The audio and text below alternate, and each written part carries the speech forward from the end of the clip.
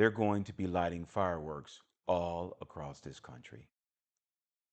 Flags on every porch, parades in every city. America 250. Half a millennium of this republic. And the celebration is going to be loud, and it's going to be colorful, and it's going to be everywhere. And I'm sitting here, a black man of Caribbean descent, a United States Air Force veteran, someone who raised his right hand and swore an oath to defend this Constitution, not the idea of it, the actual document. And I'm trying to figure out exactly what we're celebrating, not whether to celebrate. I want to be clear about that from the jump. I know what I believe about this country. I have skin in this game that goes deeper than a bumper sticker or a yard sign. But I'm also a man who was trained to assess situations accurately, to call things what they are.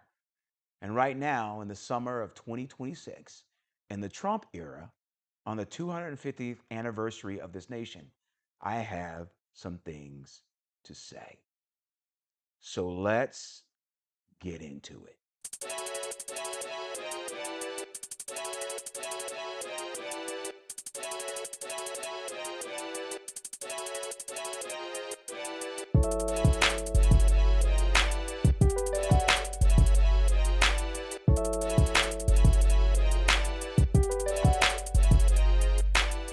Welcome back to Folkes Unfettered.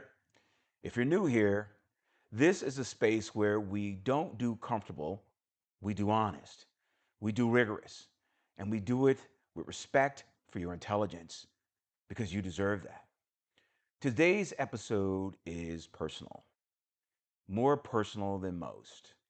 Because when a country asks you to celebrate its birthday and you are a Black Air Force veteran living in this particular American moment, that invitation requires a response that is more than a wave and a smile.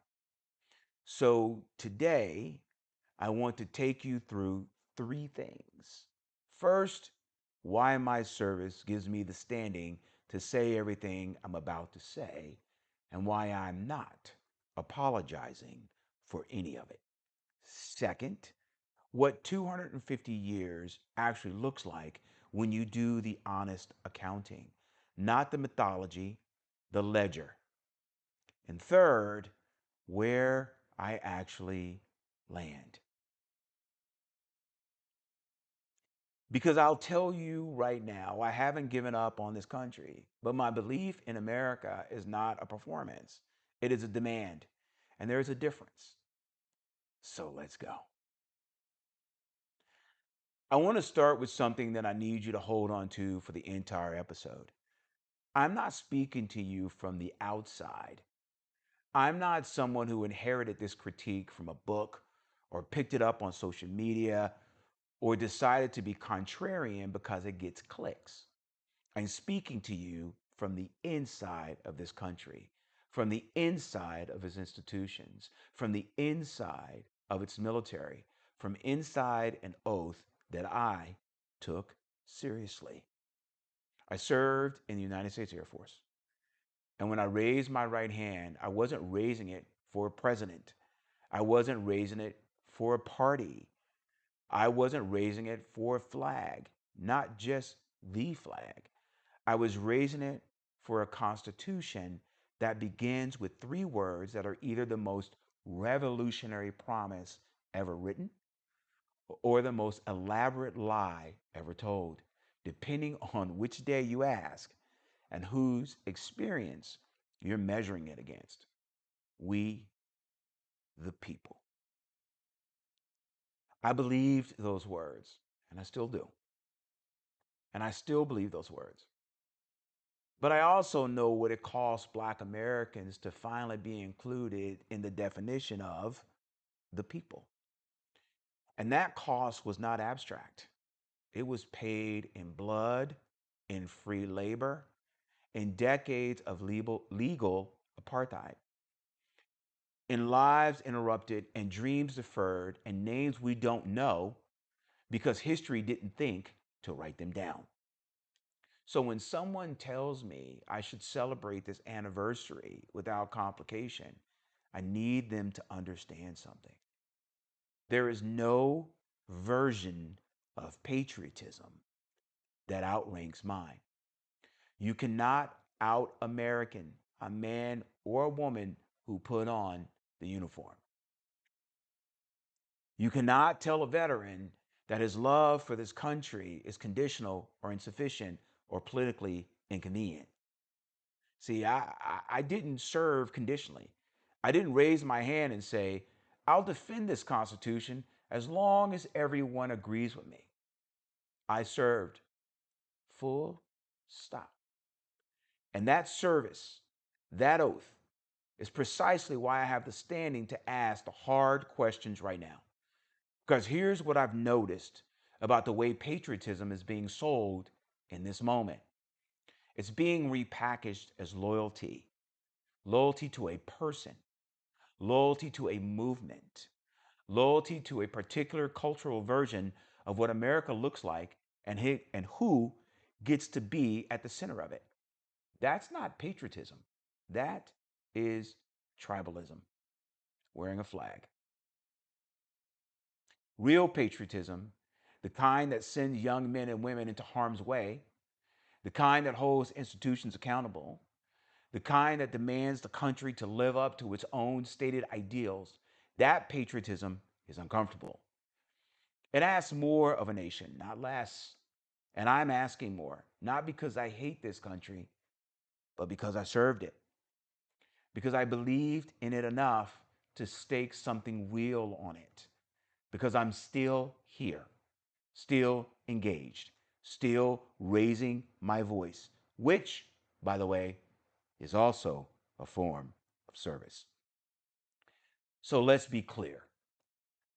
I say as someone on the inside, as someone with standing, as an American veteran who has earned the right to speak plainly, and I intend to use it. So let me do some math with you. 1776 to 2026, 250 years.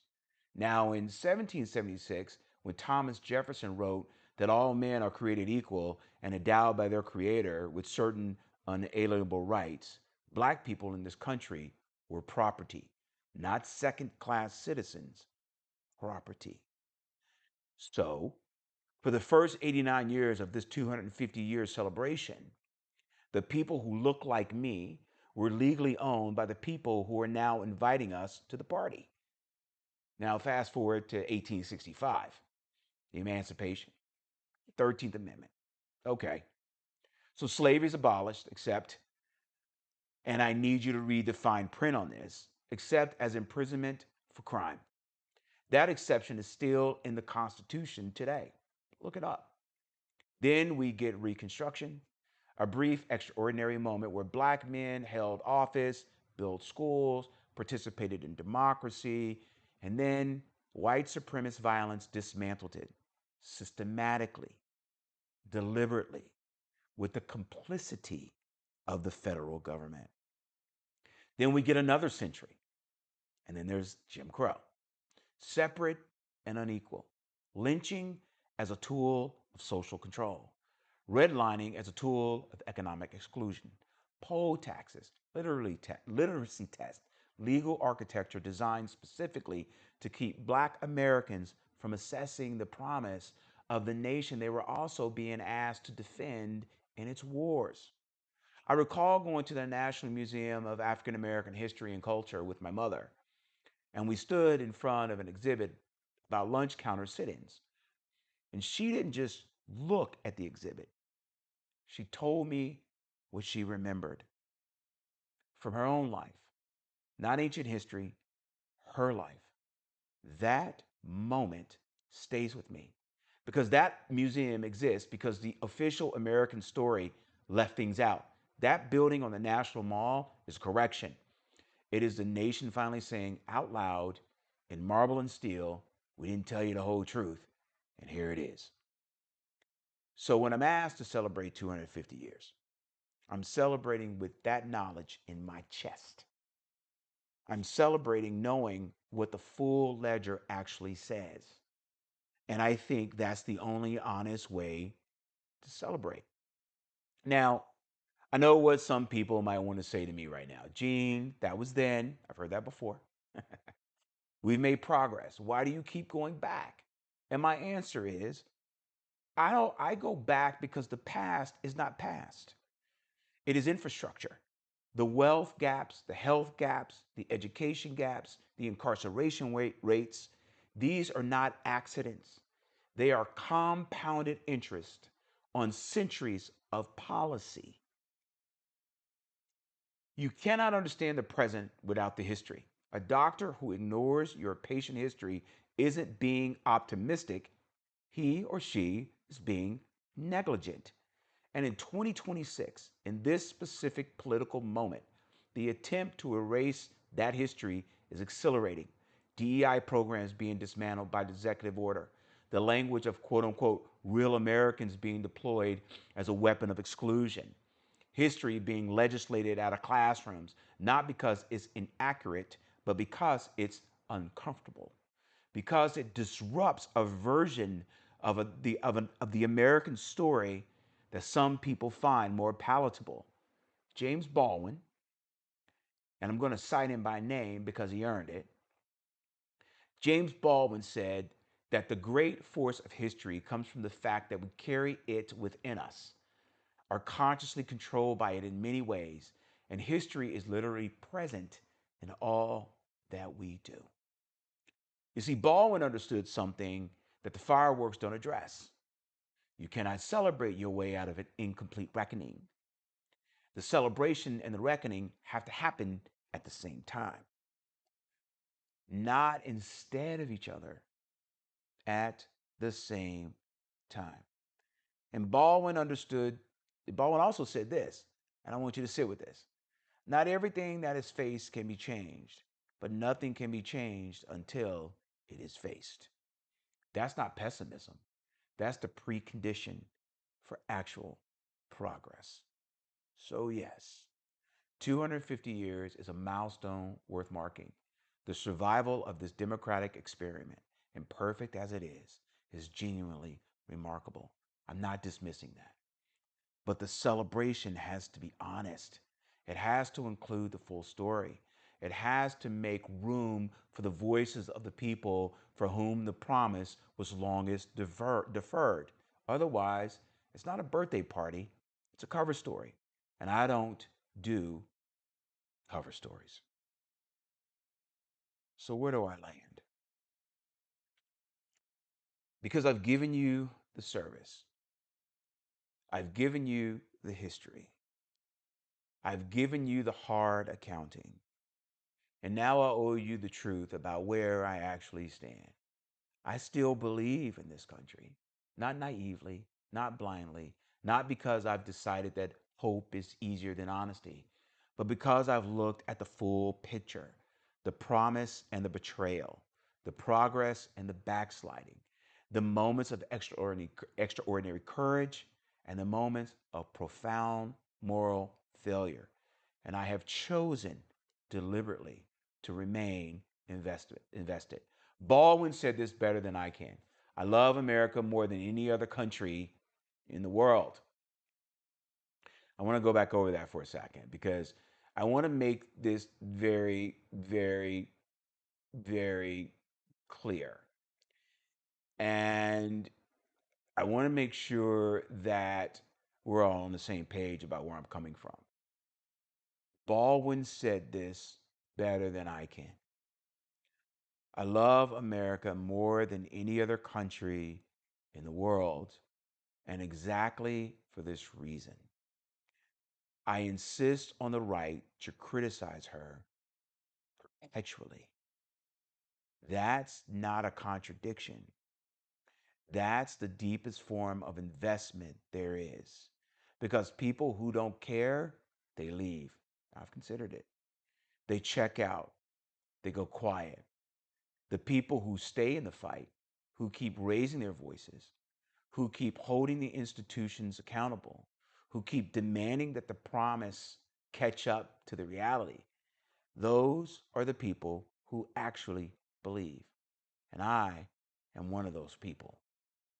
I serve this country.